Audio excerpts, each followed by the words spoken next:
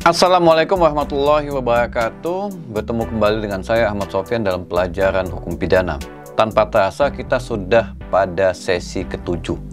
Jadi pada sesi ketujuh ini kita bicara tentang atau belajar tentang pertanggungjawaban pidana. Dalam sesi sebelumnya saya sudah menjelaskan bahwa ada 3 pilar penting di dalam hukum pidana. Yang pertama adalah tindak pidana.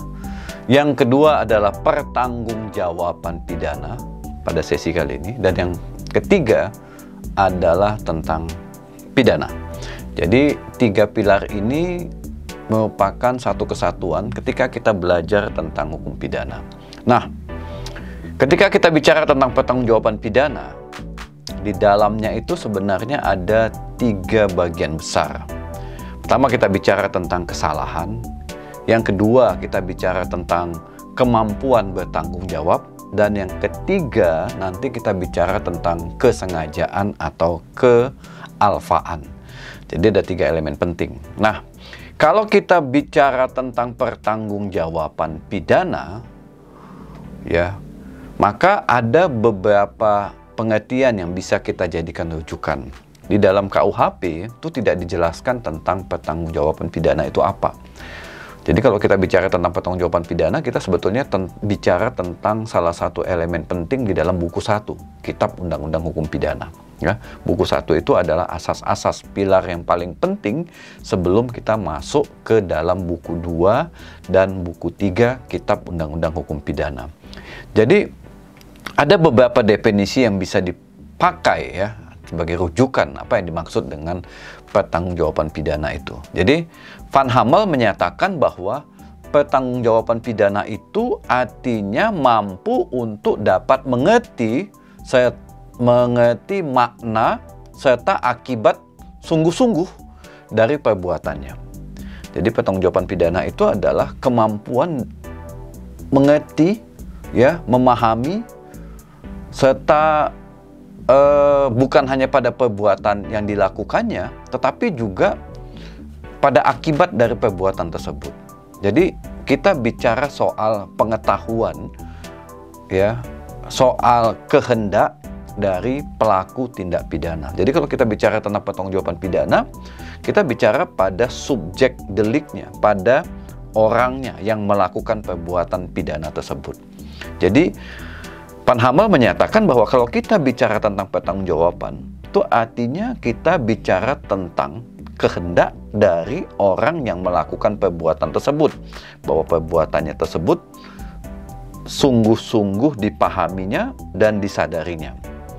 Kemudian juga Van Hammel menyatakan bahwa kalau kita bicara tentang pertanggungjawaban pidana, itu artinya yang bersangkutan atau orang yang bersangkutan memiliki kemampuan untuk menginsapi ya.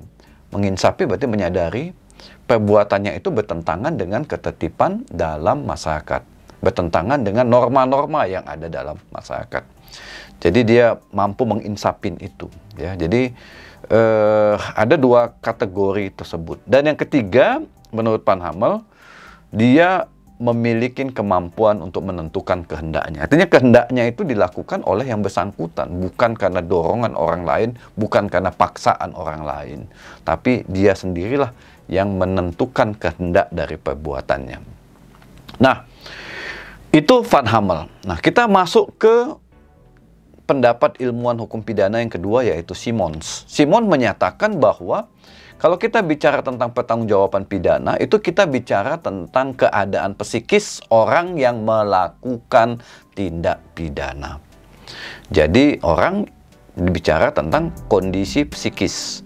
Dalam sistem hukum common law, ya, kondisi psikis ini kadang-kadang juga diartikan atau bukan diartikan, ya, ada terminologinya disebut juga dengan mens rea, sikap batin dari si pelaku tindak pidana.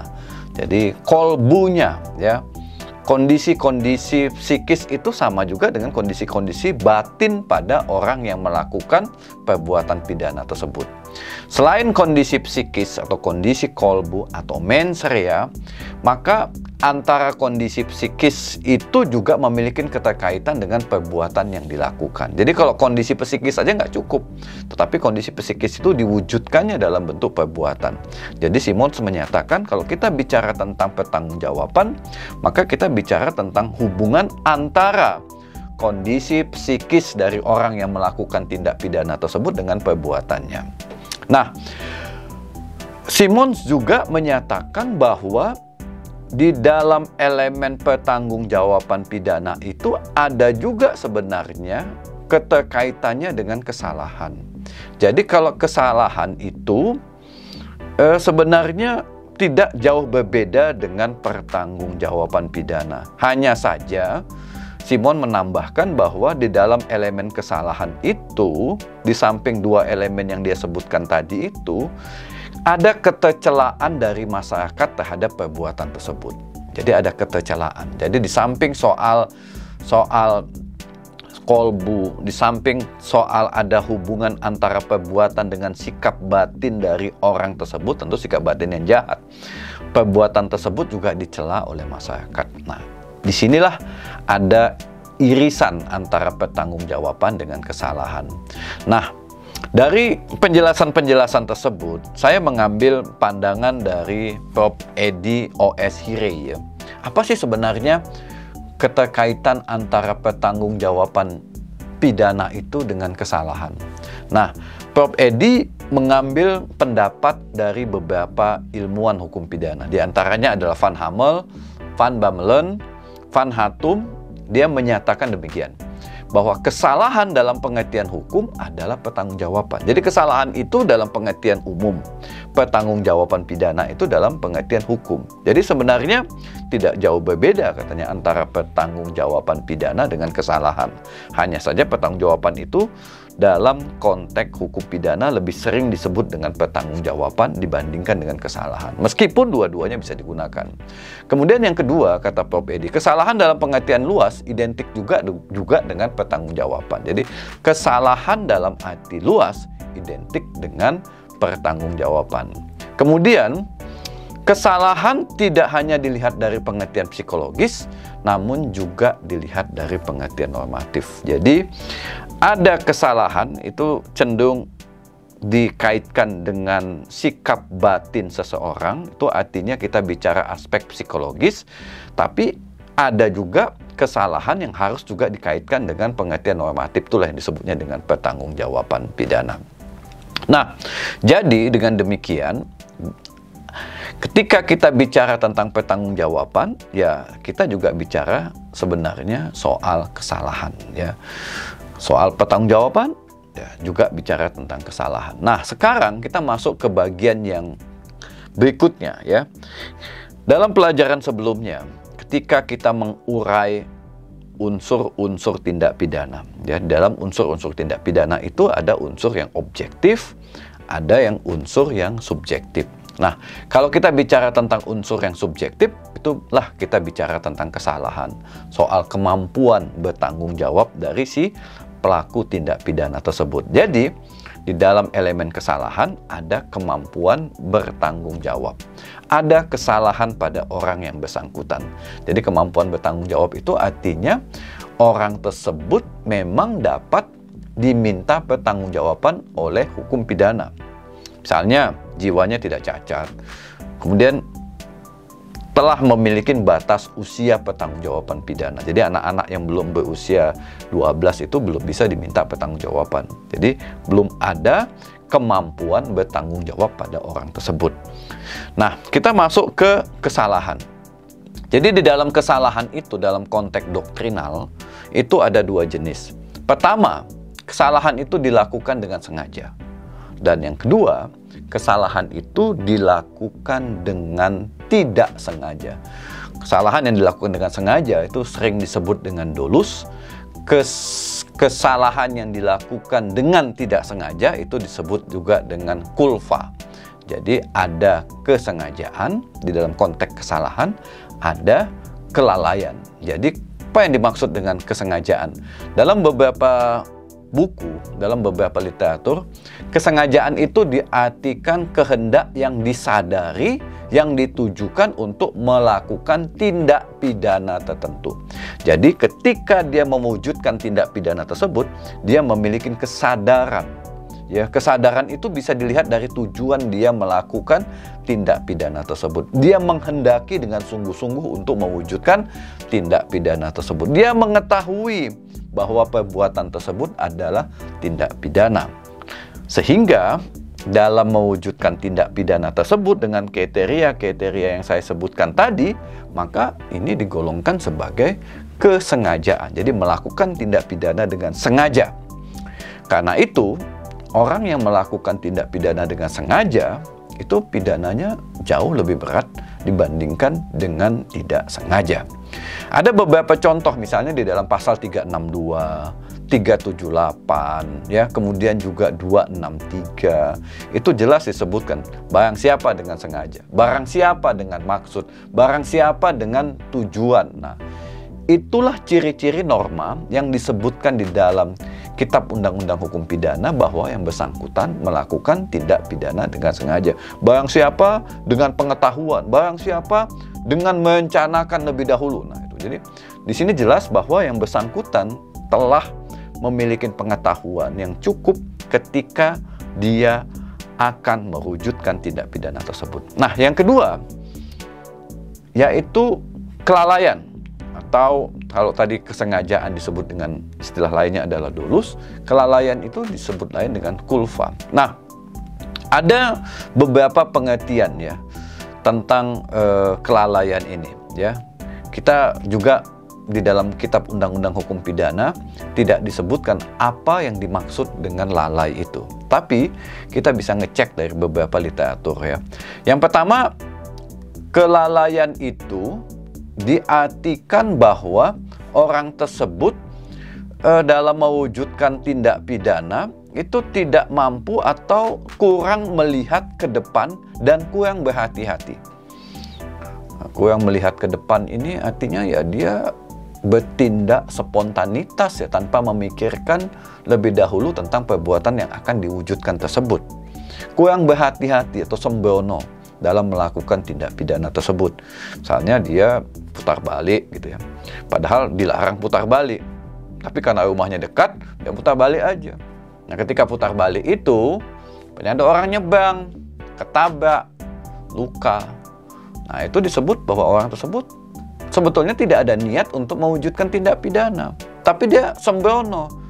Ya, dia menganggap putar balik itu tidak membahayakan. Kenapa? Karena dia sudah berbulan-bulan putar balik di tempat itu, putar balik. Karena lebih dekat dibandingkan dia putar baliknya dari persimpangan jalan. Ya, kan kali itu dia naas, ada orang nyebrang, kena. Nah, itu disebut ketidakhati-hatian atau tidak melihat ke depan atau sembrono. Apakah dipidana? Oh, dipidana.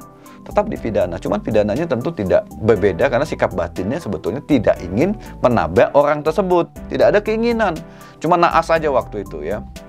Kemudian ada lain ya, jadi dalam beberapa literatur malah disebutkan tentang degradasi ya, degradasi kesengajaan dan juga degradasi kealfaan atau kelalaian. Jadi ternyata di dalam kesengajaan itu sendiri pun ada beberapa level atau tingkatan. Yang pertama itu sebenarnya tadi sudah saya sebutkan secara sekilas ya, tetapi tidak apa-apa, saya jelaskan secara lebih detail. Pertama adalah kesengajaan sebagai maksud ya. Itu yang pertama. Yang kedua, kesengajaan dengan kesadaran kepastian. Itu degradasi kedua. Dan yang ketiga adalah kesengajaan dengan kemungkinan ya. Kemungkinan itu artinya ada kemungkinan perbuatan tersebut menimbulkan akibat yang dilarang ya. Jadi tapi dia sadar dalam mewujudkan perbuatan itu. Oke, yang pertama tadi adalah kesengajaan dengan maksud. Jadi kesengajaan dengan maksud ini artinya pelaku mengetahui dan menghendaki perbuatannya dan akibat-akibat dari perbuatan tersebut. Kadang-kadang kesengajaan dengan maksud ini perbuatan-perbuatan yang direncanakan lebih dahulu. Kalau kita tahu ada pembunuhan biasa, ada pembunuhan yang direncanakan. Jadi pembunuhan yang direncanakan itu sudah dimaksudkan untuk mewujudkan tindak pidana tersebut. Jadi pelaku mengetahui, menghendaki, bahkan mempersiapkan untuk melakukan tindak pidana tersebut. Kemudian yang kedua adalah kesengajaan dengan kesadaran kepastian. Jadi pelaku yakin akibat yang dimaksud tidak akan tercapai tanpa terjadinya akibat yang dimaksud. Jadi sebetulnya dia juga punya keinginan untuk mewujudkan tindak pidana tersebut dengan kesadaran kepastian bahwa ketika dia mewujudkan tindak pidana tersebut akan timbullah akibat-akibat yang dimaksud, ya. Jadi di dalam kesadaran dengan kepastian ini, kalau misalnya tadi kita contohkan kalau kesengajaan sebagai maksud pembunuhan yang berencana, ya. Tapi kalau kesadaran dengan kepastian, dia menggunakan tongkat besi misalnya, bukan membunuh sebetulnya, dia digunakan lalu sadar dia bahwa perbuatannya tersebut membahayakan, lalu dipukulkan kepala orang, pecah kepalanya dan meninggal. Tapi sebetulnya dia tidak mempersiapkan, tidak merencanakan, tapi dia menyadari bahwa tongkat besi itu kalau dihempaskan ke kepala bisa menimbulkan geger otak dan bisa menimbulkan kematian. Beda dengan yang pertama, dia ingin membunuh si B, dipersiapkannya alat-alat untuk membunuh, lalu ketemu dengan si B, lalu ditikamnya. Nah, itu udah direncanakan lebih dahulu. Tapi ini enggak, memang dia punya niat untuk melukai orang tersebut, tetapi tidak mempersiapkannya dengan baik, dan ketemu dia dengan sesuatu benda ketika dipukulnya orang tersebut dan meninggal. Jadi di sini dengan kesadaran, jika dia memukul dengan besi tersebut, sebetulnya orang tersebut bisa berbahaya dan bisa meninggal dunia. Kemudian yang ketiga adalah kesengajaan dengan kemungkinan terjadinya akibat yang dilarang tersebut. Misalnya, dia sebetulnya ingin membakar rumah tersebut, ya. Bukan membunuh orang yang ada di dalam rumah. Tapi, ya, jika ada orang yang di dalam rumah tersebut, ya pasti orang yang ada dalam rumah tersebut mati juga kan. Niatnya untuk membakar rumah, tetapi sebetulnya ada pengetahuan juga pada dirinya. Jika ada orang di dalam rumah itu, maka orang yang ada di dalam rumah tersebut juga akan ikut mati. Nah, dibakarnya rumah, ada orang yang mati di dalamnya. Jadi sebenarnya dia juga melakukan tindak pidana pembunuhan dengan kesadaran keinsapan kemungkinan akan adanya kematian pada orang yang ada di dalam rumah tersebut. Jadi ini juga digolongkan sebagai kesengajaan kemungkinan. Nah, kemudian yang kedua adalah kelalaian. Jadi kelalaian itu sendiri pun punya degradasi, punya dua level. Pertama adalah kelalaian yang berat, atau kadang-kadang di dalam hukum pidana disebut dengan culpa lata. Kemudian ada kelalaian yang ringan, atau disebut juga dengan culpa levis. Jadi kalau dalam culpa lata ini kekurang waspadaan, pelaku memperkirakan akan timbulnya satu akibat dan berusaha untuk mencegah supaya tidak terjadi. Jadi di dalam culpa lata ini sebetulnya ketidakhati-hatian, kesembronoan dari diri si pelaku itu sendiri. Tadi itu contohnya ya, orang membawa kendaraan di malam hari, tidak menghidupkan lampu, sebenarnya orang tersebut juga lalai. Dan bisa disadari juga bahwa kalau tidak menghidupkan lampu bisa membahayakan orang lain. Tapi kebetulan waktu itu lampu motornya tidak hidup. Dan dia tidak ada niat untuk melakukan perbuatan pidana. Tapi karena ketidakhati-hatiannya tersebut, dipaksanya motornya dibawa dan ada yang ditabrak, maka itu masuk dalam konteks culpa lata yang berat. Kenapa? Lampu motornya rusak tapi dia paksakan untuk berkendara di malam hari. Culpa levis, misalnya ada satu kasus yang menarik ya. Ini di dalam sebuah gang pesta ya sebelum Covid tentunya. Si bapak masuk ke dalam gang tersebut dengan mobilnya. Nah, ketika dia mau selesai menghadiri resepsi itu, dia mau keluar mobilnya. Tapi dia nggak bisa putar balik karena sempitnya gang tersebut. Akhirnya dia mundur. Nah, ketika dia mundur, itulah apa yang terjadi. Tiba-tiba ada seorang anak kecil lah ya, belum berusia 1 tahun, nyebang, terlindaslah kepalanya dan mati. Apakah ini masuk dalam culpa lata atau culpa levis? Nah, dia udah berusaha hati-hati, dia lihat kiri kanannya, pelan dia mundur gitu kan. Tetapi ada sesuatu yang tidak bisa dicegahnya, yaitu apa? Ada seorang keluar dari rumahnya, dan itu juga ada kontribusi dari orang tua dari anak tersebut karena lupa menutup pintu dan lupa menutup pagar sehingga anak tersebut keluar dan meninggal dunia. Nah, ini juga masuk dalam kategori kulfa, tapi menurut saya ini kulfa yang levis ya. Kenapa? Karena dia udah berusaha pelan mundur dan situasinya dia tidak bisa putar balik. Jadi tidak ada sesuatu yang dilanggarnya. Beda dengan kasus yang pertama tadi, ada yang dilanggarnya. Tidak pakai tidak menghidupkan atau tidak menggunakan lampu di malam hari. Kalau ini nggak ada pelan, tapi ada sesuatu yang di luar jangkauan dia. Tapi kan ada kematian, karena tetap ada kematian, orang tersebut tetap dipidana. Tapi masuk kategori yang kelalaian yang ringan lah ya, bukan kelalaian yang berat. Nah, saya ambil 2 contoh kasus sebelum kita tutup perkuliahan ini. Yang pertama adalah kasus Metro Mini maut yang pernah terjadi beberapa tahun yang lalu. Jadi seorang supir Metro Mini itu mengendarai mobilnya, menyetir mobilnya dengan ugal-ugalan, ya. Bahkan sebelum dia mengendarai mobilnya itu, Metro Mininya itu, dia sempat meminum minuman keras, ya. Sehingga sebetulnya dia tidak dalam keadaan sadar. Apa yang terjadi? Metro Mini yang dikendarainya itu melintas di jalan, kalau tidak silap di Jalan Perintis Kemerdekaan, dan masuk di Kali Sunter. Apa yang terjadi? Lebih kurang 30 orang tewas dalam Metro Mini tersebut. Lalu perkara tersebut dibawa ke pengadilan, dan jaksa menuntut pelaku dengan pasal 338. 338 itu barang siapa merampas nyawa orang lain dipidana dengan maksimal 15 tahun. Dan ternyata majelis hakim sependapat dengan tuntutan jaksa, dan orang tersebut dihukum 15 tahun penjara. Jadi dalam kasus ini dengan sengaja merampas nyawa lebih kurang 30 orang dalam Metro Mininya, ya. Pertama dia ugal-ugalan, sebelum ugal-ugalan dia menenggak minuman keras. Lalu beberapa saksi melihat dia membawa mobil itu tidak stabil sehingga masuk ke kali dan meninggal dunia. Itu dengan sengaja. Nah, yang kedua, ini mungkin teman-teman atau rekan-rekan, sahabat-sahabat masih ingat ya kasus Xenia Maut, ya. Sebut aja lah, di dalam putusan pengadilan itu udah jelas disebutkan namanya adalah Apriani Susanti. Kejadiannya lebih kurang tahun 2012. Nah, Apriani Susanti ini keluar dari sebuah klub, ya, dan dia minum minuman keras dan mengkonsumsi narkotika. Kemudian tidak punya SIM, lalu dia membawa kendaraannya menuju pulang ke rumah. Itu sudah dini hari.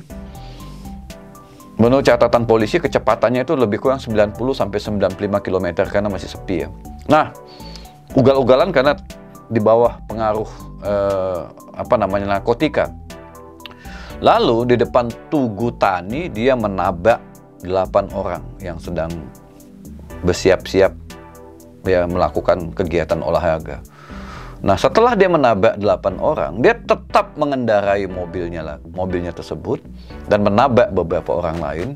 Dan sebelum mobil tersebut akhirnya berhenti karena dia tertabrak dengan pos keamanan.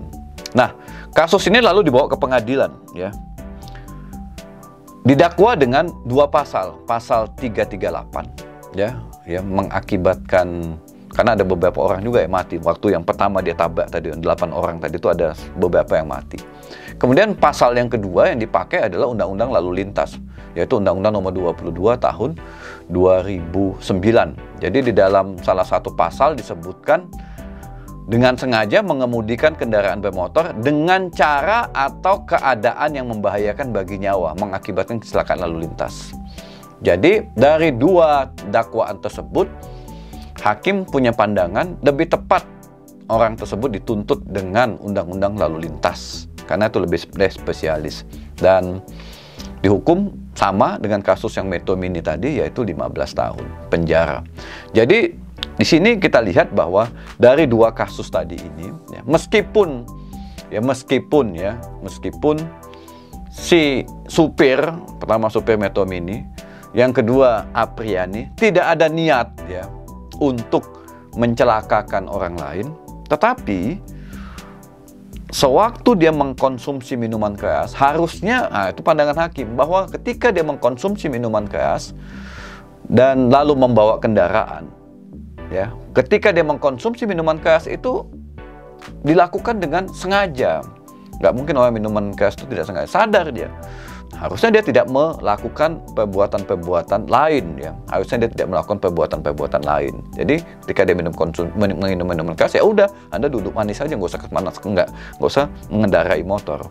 Nah, dia tetap mengendarai motor. Itu artinya ada itikat jahat pada orang tersebut. Ya, ada itikat jahat. Disitulah letak kesengajaannya. Meskipun dalam konteks ini, ya, pengacaranya menyatakan bahwa Apriani itu tidak ada niat untuk mencelakakan orang. Tetapi kan di jaksa menyatakan bahwa Apriani sadar meminum minuman keras, sadar menenggak narkotika, sadar dia tidak punya SIM, dan sadar juga dia mengendarai mobil itu dengan kecepatan tinggi.